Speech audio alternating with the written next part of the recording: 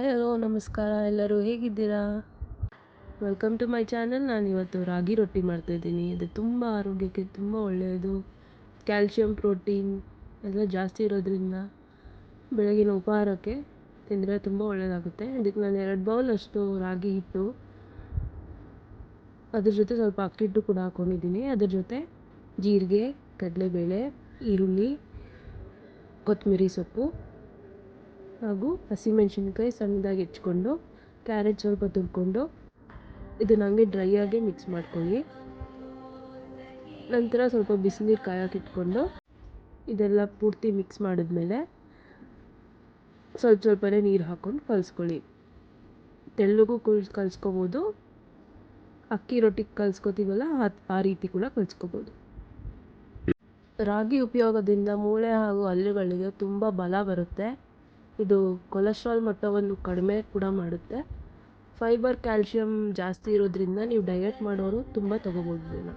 ನಾನು ಇದಕ್ಕೆ ಕಡಲೆ ಬೀಜದ ಚಟ್ನಿ ಮಾಡ್ಕೊತಾ ಇದ್ದೀನಿ.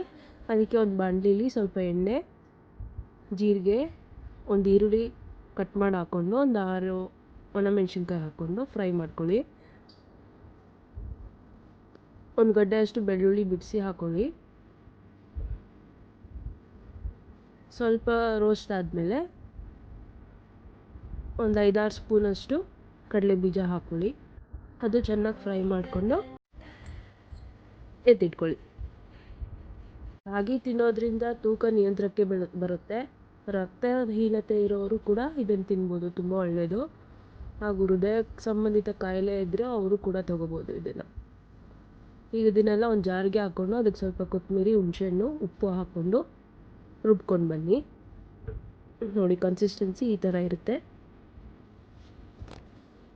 ಈಗ ಒಂದು ತವ ಇಟ್ಬಿಟ್ಟು ಬಿಸಿಗೆ ನಾನು ಈಗ ರೊಟ್ಟಿ ತಟ್ಕೊತಾ ಇದ್ದೀನಿ. ನಿಮ್ಗೆ ಎಷ್ಟು ಸಣ್ಣ ಬೇಕೋ ಅಷ್ಟು ಸಣ್ಣ ತಟ್ಕೊಬೋದು. ನಾನು ಈಗ ಮೀಡಿಯಮ್ ಸೈಜಷ್ಟು ತಟ್ಕೊತಾ ಇದ್ದೀನಿ.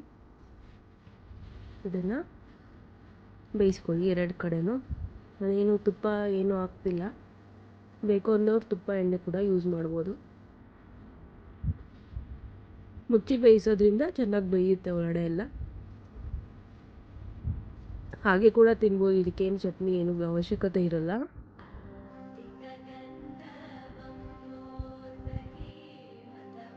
ನನ್ನ ಪೇಜ್ನ ಇನ್ನೂ ಯಾರ್ಯಾರು ಫಾಲೋ ಮಾಡಿಲ್ಲ ಬೇಗ ಫಾಲೋ ಮಾಡಿ. ಇನ್ನಷ್ಟು ರೆಸಿಪಿಗಾಗಿ ನನ್ನ ಪೇಜ್ ಫಾಲೋ ಮಾಡಿ, ಶೇರ್ ಮಾಡಿ. ಧನ್ಯವಾದ. ಬಿಸಿಯಾದ ರಾಗಿ ರೊಟ್ಟಿ ತಿನ್ನಲು ರೆಡಿ ಇದೆ. ಹೇಗಿದೆ ಹೇಳಿ ಕಮೆಂಟ್ ಮೂಲಕ ತಿಳಿಸಿ. ಧನ್ಯವಾದ.